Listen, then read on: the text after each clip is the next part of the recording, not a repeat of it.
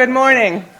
It's truly a pleasure to be back at Ohio State. As we all heard, I grew up here.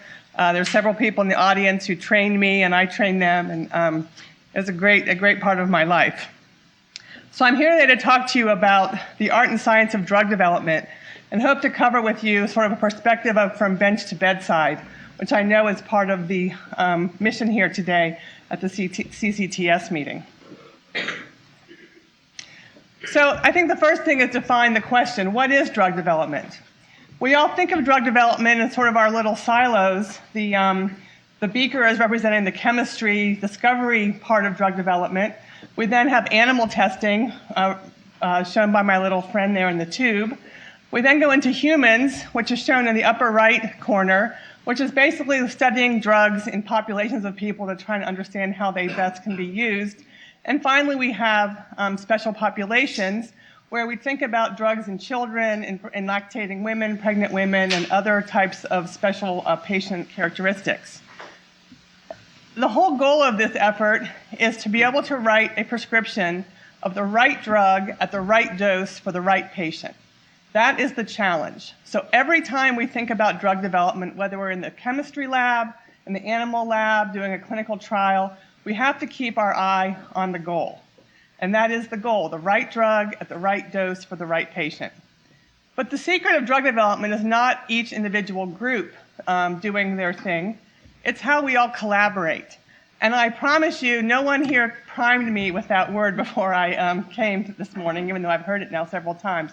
But it really is true. The chemists and the pharmacologists, the clinical pharmacologists, the physicians, and the drug developers, the people like me who think about how to create the program, how to define the goals, how to work with the regulatory people.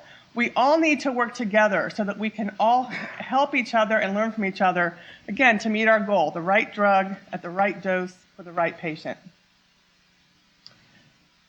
I just want to say that when I started on my education here, I had the very good fortune of coming across Don Rucker, who at that time was a professor in the pharmacy school. And he used to talk in his lectures about the macro view versus the micro view. And of course, when I was in my youth, which was just yesterday, I really wasn't quite sure what that was, but I really have come to figure out that what he was talking about was, again, keeping an eye on that goal of the individual patient, but thinking about how to get there from a more of a population, big picture, 30,000-foot view. So to his credit, I think he helped me think about different ways that I could use my training and my education to try to facilitate and assist in better therapeutics for humans. Don also co-wrote a book in those days with Marty Keller, who you all may know, that was called Careers in Medicine. And he knew I was interested in going to medical school, and he handed me this book one day, and it was about a 1.5-inch book, and it had all kinds of careers that people with medical training could consider. And that really did open my eyes that there was a little bit of a world outside of what I had been thinking about and helped me kind of define my career path. So I just want to acknowledge Dr. Rucker because he really truly was one of my first mentors who helped me think about where I was going in my career. Now, I just want to give a little bit of background because I think the FDA takes a lot of bad raps in the press. So I just want to make sure we're all clear about, in this country at least, how we get to drug development, how we do drug regulation. And I don't want to not mention the EMA, but because we're in Ohio and this is the United States, and it would just get too complicated, we do also have, of course, the EMA and the regulatory groups in Europe and other places in the country, or the world. But for this talk, I'm just going to kind of just highlight how the FDA kind of works. So there are laws and rules that are established by Congress with some interaction with the White House. And those laws are really what FDA has to live by. So if you're not happy with some of the things FDA has to do, oftentimes it's not really the FDA's fault. It's because the laws are not written to allow them to accommodate what needs to be done. So there is an interplay between Congress, the executive branch, and the FDA. Now, the FDA also has to listen to lots of other people and work with other people, and so there are several stakeholders in the drug development community, and some of them are listed here, and they include industry, government, academia, advocacy groups, and of course, patients. So again, this is a very significant interplay between these groups. As Dr. Parra told you, during the HIV epidemic in the 80s, the advocacy groups were very, very active and played a huge role, I think, in getting FDA and other people in the government to change some of the way we are doing business to help them with the therapeutic needs. So again, where did the rules come from that we have to live by in this country for drug development? First, we have laws that are passed by the Congress. And from there, there's a set of regulations that are written based on the laws to interpret the laws for more day-to-day use. And where the regulations are written is called the Code of Federal Regulations, or CFR. The FDA regulations are in Title 21 of the CFR, so if you ever want to look at those, where they talk about what's required for product labeling, what's required for an IND, what's required for any aspect of what people do in the drug regulatory world, that's where you can go, and I've put the website here for your information.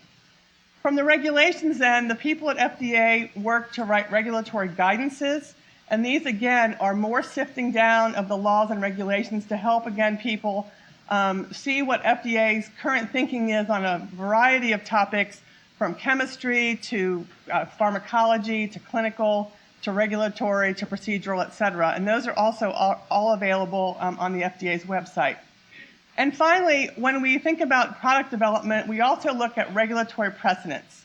And there's a whole lot of different places you can get information on what FDA has done in the past, what FDA is currently doing. Any drug that's approved now, there's a summary basis of approval that's issued. And those used to only be accessible in writing, but now those are all available on the internet, on the website. And the other place that I think is very good information is product labels. And there's many ways you can get to that. Those who have worked in pharmacies know that the product label is attached to every product package that comes from the wholesaler. The PDR is a source for these, and also there's oodles of these on the internet. So the labels are the negotiation between the company and the FDA on what can be published, and it's an official regulatory and legal document. And again, for a new drug, it's actually one of the best sources of information about that drug. So just when you're thinking about your own work, these are some of the things that you can use for resources as you're moving forward. And again, I just want to make sure we're on the same page here, so just a few definitions. We talk about an IND, that's an Investigational New Drug Application. That's what you have to file with the FDA when you want to evaluate an investigational drug in humans. So prior to your first human test, you do not have to have any interaction with FDA if you don't want to. The investigational new drug is, of course, the product that we're interested in. The investigator is the person who's doing the research and is responsible for the research. The sponsor is the person or the company who takes responsibility for and initiates that research. And at the end of the day, when you have done your complete development program, what's filed with the agency is called an NDA, or a new drug application. If it's a biologic, it's called a BLA, or Biologics Licensing Agreement. And that's when the entire body of data is submitted to the agency for review to determine if the drug is actually safe and effective for the indication of interest. And finally, just to make sure, again, we're all on the same page here, we talk about phases of drug development, as you've heard a few minutes ago. This is not as black and white as it sometimes looks on paper, but I think, again, it just gives us a frame of reference. Phase 1 is often the first time in human study and can involve even more than one study, but the primary focus of Phase 1 is pharmacokinetics and safety. When we move into Phase 2, we're looking at so-called proof of concept studies. The primary focus of Phase 2 is to ask the question, does the new drug work for the intended indication? And often in these studies, we focus very heavily on the dose concentration and response relationship so that we can really understand how to use the drug and what doses we need to study further. Phase 3 is where we think about the pivotal safety and efficacy studies. And again, the dose concentration and response remains very important here as well. And finally, you'll hear about Phase 4, which are studies that are done on the product after the drug is approved for perhaps a new indication, a new dose, additional safety information. And again, you can tell I'm a clinical pharmacologist because I do think also in Phase 4, the dose concentration and response remains very important here as well. So we think a lot in drug development about the PK-PD relationship. And what does that actually mean? Well, pharmacokinetics, to me, means how the body handles the drug when it's given. And it's related to the dose, the effectiveness, and the toxicities. So I think about this as what happens to the drug when a pill is swallowed or an injection is administered. The body absorbs it, distributes it, metabolizes it, and excretes it. So this is just kind of my simple way of thinking about PK. And in contrast, PD is the other way around. It's the effect of the drug on the body. It's measuring the effectiveness and measuring the toxicities. So again, there's a very significant interplay between the PK and PD that often kind of gets forgotten as drug development moves forward, but really is the key to understanding how to best use the product in a given patient population. So when you're in your lab and you're thinking about something that you've discovered and you want to move it forward, and you think to yourself, I really want to put this into a drug development program and get this into humans and really get excited about the project, where do you start? Well, the first place to start, believe it or not, is almost at the end. You have to think to yourself, how will the drug be used in the clinic? That is one of the things that makes it very interesting to think about these molecules, because you have to understand the clinical setting, the current therapeutic options, what patients are currently doing, what physicians are doing, what patients will do. And this kind of thinking and this kind of strategic planning actually impacts everything that you will do for a drug from the beginning. It impacts how you're going to formulate it, the dosing form that you want to develop, how you evaluate it preclinically in the animal models, all the clinical trials, and then, of course, the regulatory strategy. This exercise actually then gives you a goal for how you want the product to proceed as you move forward with the research. And part of the strategy then from that thinking is to actually envision the product label. It turns out the FDA even has a guidance for helping people formulate their target product profile, which is basically the regulatory framework of the label. And you can take that and figure out how you're going to get data to fill in these sections of the label that you're going to need to fill in at the end of the day. So what the label then tells you is what data needs to be obtained to not only meet the regulatory and labeling requirements, but also to allow the practitioners to have the correct information to use the drug properly. And that involves a benefit risk assessment, the dosing issue, an optimal dose for any given patient, the issue of concomitant medication, concurrent diseases, any number of clinical issues that some of you all are probably very familiar with, that have to be considered when you're developing a drug, so that again, at the end of the day, we know how to use the drug in the best way possible to maximize the benefit and minimize the risk. So once we think about those long-term goals, we then have to think to ourselves, how do we design the product development strategy to meet these two steps? And what we do is we develop an overall plan, and then from that, you can break that out into your step-by-step overview, so that you can then take it from the big picture into the smaller picture, so that you can then have a roadmap for how you're going to proceed.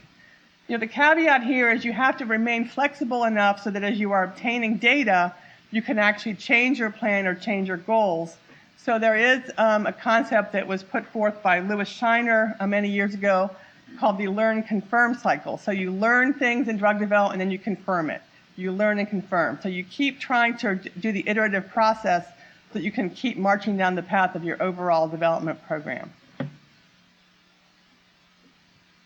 So I tell people that optimal drug development, in my view, is actually a marriage between research and clinical care as well as regulatory science. We all need each other. It's the collaboration message again. The more we collaborate, the more we talk, the more we pick each other's brains about what is going to work, what has worked, what needs to be done, the better we're going to do. We need the research and clinical care perspective, and we need the regulatory and strategic perspective.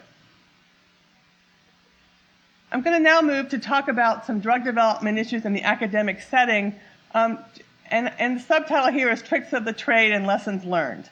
I've worked with a number of academic folks over the years. I'm actually married to an academic person. And, we've seen a lot, I've seen a lot in my career that I think are lessons learned that if you all are aware of some of these, perhaps it will help you as you move your research projects forward. First, drug development is not the same as pure research. Drug development is, in my view, is focused research. It has a little bit different goal and a little bit different focus when compared to research that's done outside of the context of drug development. What I tell people is drug development is where you have to think about how the data can connect the dots. Again, it's where you're going, what is the goal, what is the strategy, and how are we getting data to help tie that all together so at the end of the day we can test the molecule on humans. At the end of the day, we can move the molecule forward in humans and start understanding how the drug can best be used from an efficacy and safety perspective. Second, every piece of data counts. I was working with an academic on a small molecule, and he did a small study for us in mice that we were trying to use to see if the drug actually had any activity, and we were hoping to use that to actually write a grant to get some small business funds from the government. And he did the study and thought it showed excellent results, and we got the data, and the data was of such poor quality that I actually was embarrassed to show it to anybody. So it's important when you're doing any research, and again, I think I'm preaching to the choir here, but that every study, even the early non-clinical so-called R&D or research and development studies, are done with good quality, with robust designs, and with proper documentation. And again, you all have to get studies approved through your animal use committee, and I would just say the lesson here is when you do that, please follow the protocol. Often, go and no-go decisions are being made on these data from these very early R&D studies. So again, the better you can design them, the more robust they are, and certainly the quality of the data makes a huge difference. So this is where you all and some of your work can really add a great deal of quality. Genomics and designer drugs don't tell the whole story. It's an incredibly exciting field, designing drugs based on receptors and genetics. It has a lot of potential and promise, but again, it doesn't tell the whole story because patients are people too. We don't know from those data if the drug will be absorbed, if it will have safety issues, if it will really work, how it's going to be handled if someone's got other diseases, other drugs. So again, we have to just keep in mind that the research lab and using a drug to treat clinical diseases are two related but different worlds. So again, it just gets back to the theme of we have to all keep talking, keep working together, and keep realizing where we can each help each other as we move forward. I would encourage you to optimize the use of in vitro and laboratory data.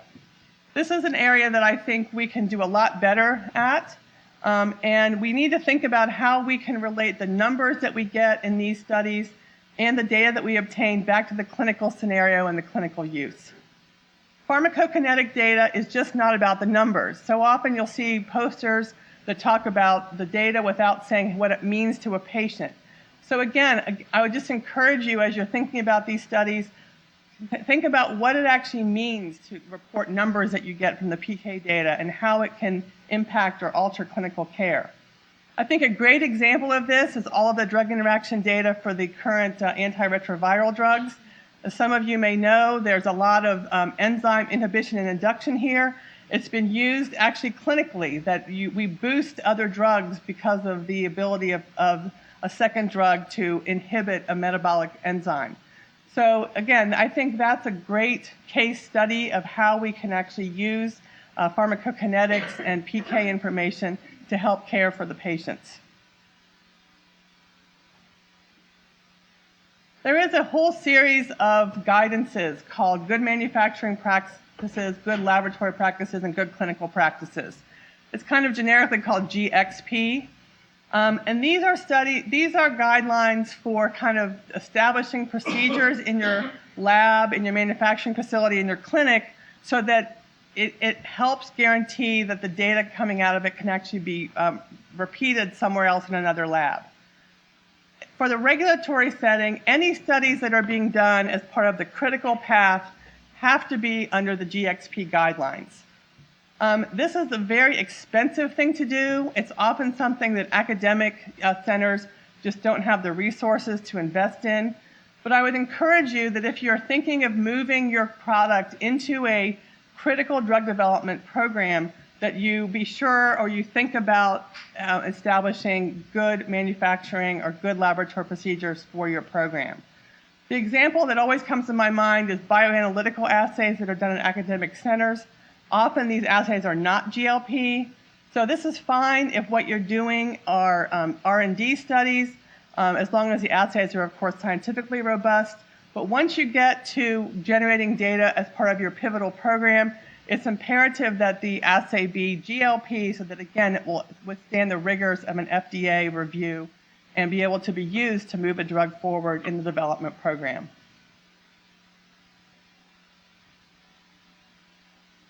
The other lesson learned, next lesson learned, is that early trials, we need to focus very, very heavily on defining the dose concentration response and trying to determine the correct doses to move forward. I can't tell you the number of times I've had people, when you look at them and say, well, why did you pick the dose? And I get a blank look. So the more robust we can figure out our rationale for why we're choosing a dose and why we're choosing a given dosing regimen, the better we're going to be. So again, this requires a bridging of in vitro and nonclinical data, as well as an early evaluation of the dose range and the exposure range of the molecule in humans. We know we're going to have normal pharmacokinetic variability. That's just a given. So what oftentimes people will do is study, 1, 2, and 3 milligrams in a human. And that just isn't going to give you any kind of width in your exposure. So again, you have to think about what the goal is, what you want to do, and you have to try to maximize data so that you can really try to define what the doses that you want to study and how you want to administer the drug. And the earlier you do this, the earlier you focus on this, the better you're going to be down the road. The last thing you want to do is be in phase 3 and have a dose that doesn't work, isn't absorbed, is too low, is too high, which you could have potentially figured out earlier on and saved yourself a lot of time and money. Clinical pharmacology studies cannot be successfully done by just anyone. A lot of physicians will say, oh, I can do a PK study, no problem, it's a piece of cake. And the truth is it's not. It requires an incredible, unique attention to detail. We think we're all Jacks and Jills of all trades, but in truth, when we try and think we can do everything, we are the master of none. I can't tell you the number of studies I've seen where the PK was not done right, the sample times were all wrong, the dose time wasn't documented. We had some situations where the labels were in ice and the labels were floating around in the water slurry in the box. So these studies are very, very labor intensive. The better you can execute them, the better your data will be. And it just encouraged people to think about collaborating with those who do specialize in this type of research. As you all also may know, the FDA actually asks for PK data in populations based on gender, race, age, other organ dysfunction. So often people will do so-called sparse sampling within larger phase 3 studies. And these are particularly problematic because, again, generally it's investigators who don't understand the detail that's required for PK. So, again, it's a lot of time and money and effort that sometimes is wasted because the data just is not collected correctly. So I would just, again, encourage you, if you're into a study where you need to be getting PK, work with your colleagues who can help you figure out how to do this correctly so that the data is very useful at the end. A clinical protocol is a work of art. I think it's a very big challenge to develop clinical trials, clinical protocols. They are incredibly difficult because they need to be unambiguous, answer the questions, fit into the clinical paradigm, be understood by the study patients, and be able to be implemented from a logistical perspective. It's just not putting the words on a paper, it's putting the words on a paper and thinking about how it's going to be viewed from all these different aspects. So again, I would just encourage you to work with your colleagues who have done this, who can give you that clinical perspective, who can help with all the dosing and the information. And just remember that for a protocol, the devil is always in the details. We've had situations where the protocol is this beautifully written a study that can't enroll one patient because the inclusion criteria are so difficult or so impossible that no patient can be enrolled. So that's obviously not the goal. So again, I would just encourage you to think about these protocols as you move forward with your programs. A long time ago, I was at an ICHAC meeting, and Marty Hirsch, who was an ID person at MGH, who was head of ID there, he actually said a bad clinical study is worse than no clinical study at all. So I think about this a lot because I think it really helps when you're thinking about what study do I want to do, what is my goal, what path am I on, is this going to fit into my drug development program? Again, it's just all part of the strategic continuum of what we're doing, trying to get products to the market. Don't forget about the patient. We have research that's focused on the big picture goal of getting the product to the market, but we ultimately need to know, again, as I said at the beginning of my talk, how to ultimately use this drug at the right dose for the right patient at the right time. So you have to continually ask yourself, how will what I'm doing advance a knowledge base to help optimize the use of the drug in the clinic for a specific patient? I think if we keep that question in the back of our mind as we're doing our CMC work, our non-clinical work, our PK work, that we will be able to stay on that drug development path to meet our eventual goal here. And I just want to remind people that there's no such thing as cookie cutter drug development. I've heard that term in my career. It just isn't like that. Each drug has to be considered on its own merits. Even if it's the 100th penicillin or the 100th cephalosporin, it has unique properties, both good and bad. And so those properties have to be considered in your program and what the research you're doing. And each development program, therefore, has to be unique based on the molecule being developed in the clinical scenario that's in play at the time the product is coming through the program. One thing that people forget about doing is they forget about doing a proactive interaction with the regulators. This, in my experience, is a key component of the entire drug development effort. The FDA actually has set times when you are encouraged to come meet with them to discuss your program or discuss your data. And you'll hear people say, well, I'm afraid to do that because the FDA will give me this laundry list of things to do that I don't have the money for, I don't want to do. So there is a strategic component in thinking about how to put your data together, how to ask your questions, and how to go to the agency to get feedback from them on how to move forward with what you're doing. There is a mechanism called the pre-IND meeting where you can actually go to the agency to talk to them about your program before you ever put it into a human. You can review your chemistry program and your non-clinical program to say, are these going to be okay for me to support the study I want to do in humans? There's also kind of an informal kind of pre-IND meeting process where you can actually go and talk to them about your drug development strategic plan. You put together your plan, and you talk to them about what you're thinking of doing. And again, the whole point is to get feedback so that you can be sure that you're on track with them, with their thinking about what you're doing. This is a very important thing to do, especially for novel therapeutics that are evaluating novel indications. When there is no regulatory pathway that's been established, I have found this to be an absolutely invaluable thing to do so that you can, again, know that you're on the right track.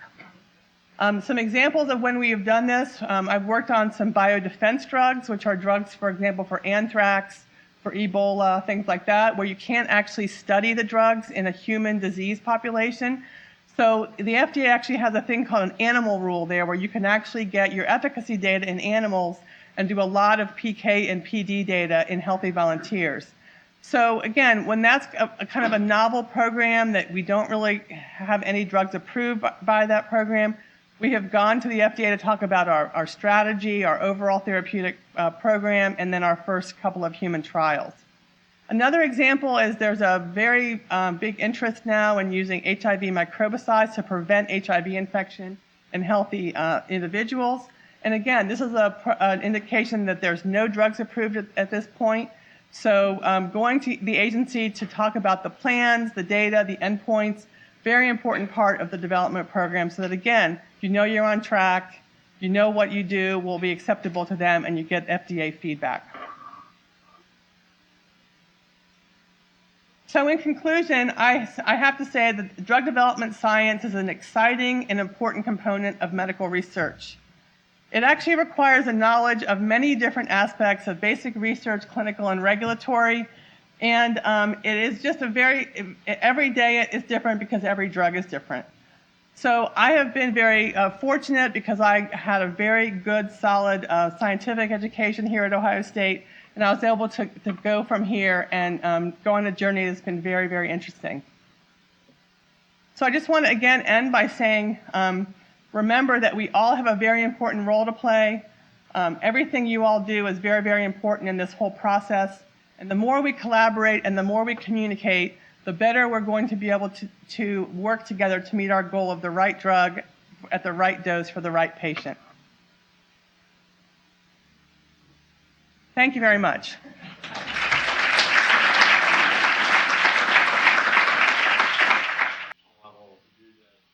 Where should we step outside this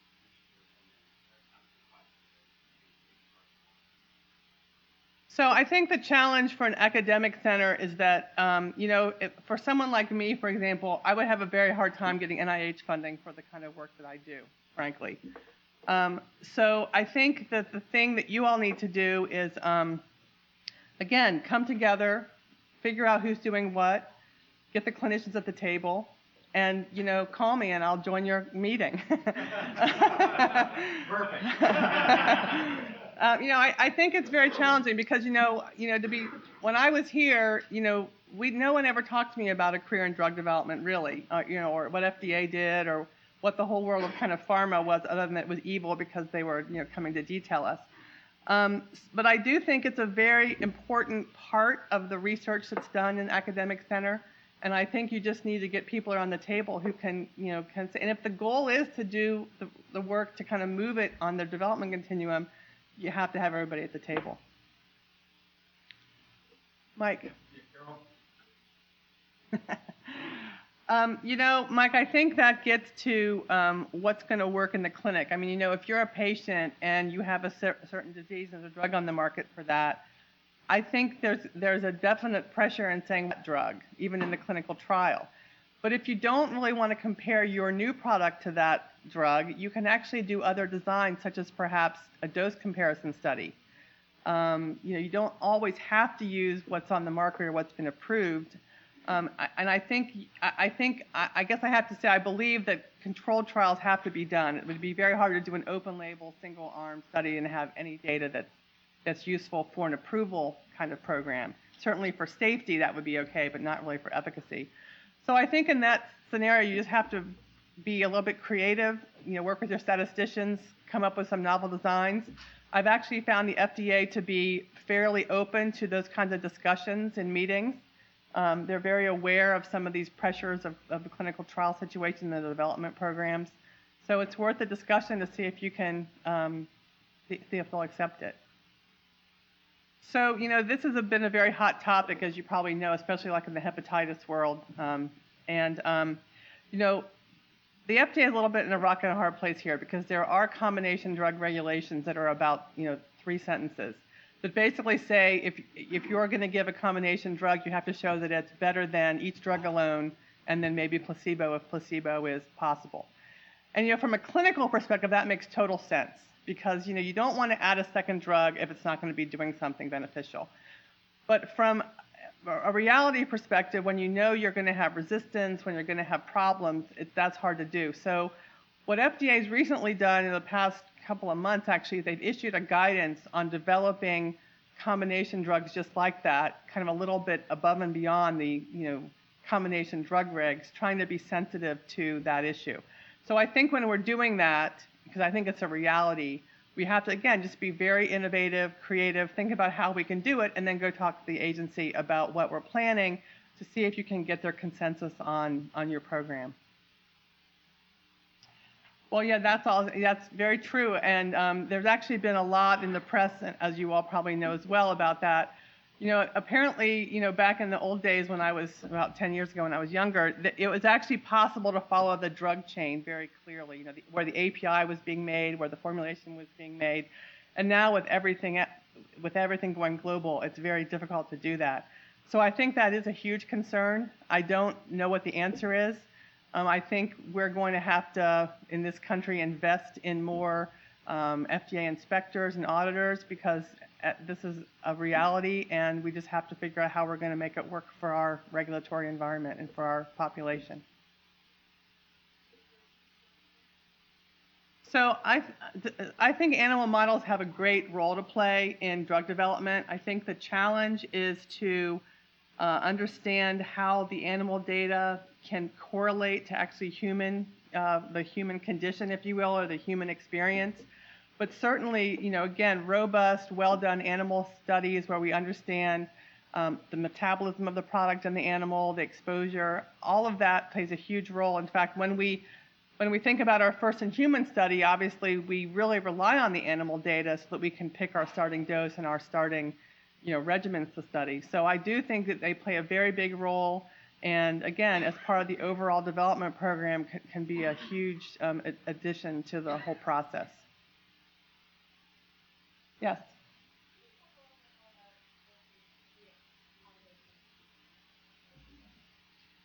So, very difficult situation. Obviously, there's a lot of research now being done in Africa, especially in HIV and other very serious illnesses. The challenge is that we have to be able to generate clinical trial data that we can believe is robust and that we can make very important decisions on approval, use, labeling, things like that. So I think in that respect, we have to have the clinical setting be as robust and as good as possible. And what we really need to do is probably bring up the level of usual use, which is, again, a huge challenge. It's easier said than done. But with that being said, though, I think when you do your clinical program, you have to have in mind what's going to be done if the drug is on the market. And have to, for example, if you can formulate the drug to not have to be refrigerated, well, that's a huge bonus. Or if it will handle the heat and humidity of Africa, that's a huge bonus. So it just kind of is the whole continuum on what's the eventual use and how we're going to build our program to do that. I have to say I'm a fan of the GXP because I think we really need ways to be sure that the data that we're generating are robust and valid. Knowing that it can be really kind of a nuisance and it's expensive, but it does give you some sense that what you're generating is actually good quality data. So I don't know it's a tough situation. Yes. So what do you mean by cell-based? Yeah, okay. Obviously, brave new world, interesting potential, lots of exciting things going on in stem cell therapy. I've had some work with some stem cell therapy. I have to say I think the agency is pretty conservative about it because especially if it's a disease that's not fatal or not immediately life-threatening due to some concerns about safety. So again, I think that this is the new world. The FDA, I think, is responding to that. But again, this is an area where you would need to design your program, design your studies, and go talk to the FDA so that you can be sure that what you're doing is going to be in line with what their expectations are. Becky. So natural products are, as people here in the room obviously probably know, drugs or compounds that you get from a natural source. So the truth is, developing a natural product as a therapeutic still has to follow all the rules of a quote-unquote drug. You still have to formulate it appropriately with all the formulation GMP requirements, et cetera. So that doesn't really alter just because it's from a natural source. You still have to kind of meet the quote-unquote drug regulations. The device world is actually a pretty different world, and I think it's an evolving world. For a long time, many devices could be approved just by showing engineering specs that were equivalent to already marketed devices. But there has been, I think, a movement to require much more clinical safety and efficacy data for devices, as there's been some issues with safety of breast implants, heart valves, things like that. So I think the device world is kind of a stay tuned kind of a world. But again, I guess I get back to anything like that where the field is changing and the regulatory environment may be changing. This is where you really do need to go talk to the agency about what the requirements are going to be, because otherwise you may be doing research that's just not going to get you on that approval pathway.